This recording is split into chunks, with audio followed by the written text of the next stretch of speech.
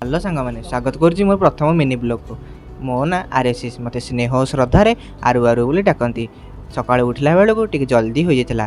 तापर मुझे जल्दी जल्दी दांत घसला मामा पचारा कौन खाइबू मु कहली ओडोश पोक क्षीर ना मुझे कौन कली दुकान को जाई क्षीर आनी मामा को देली। मामा से जल्दी जल्दी ओडोश पोक को करदेला।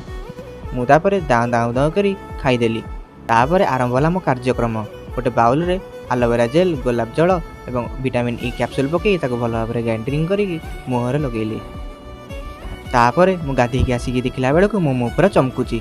तापर मत भोक कला। आमर आज होता भात को अंडा तरकारी। भात अंडा तरकारी को देखी भोक आउ संभाली पारानी से मुझे दाऊ दाऊ दाऊ दाऊ कर खाईदेली। तापर हठात घर भर पशिला बेलू किए गोटे शोची देखला बेलू कुंभकर्ण 7 दिन 7 रात अनिद्रा हो गोटे दिन सारी बोली सी शोची।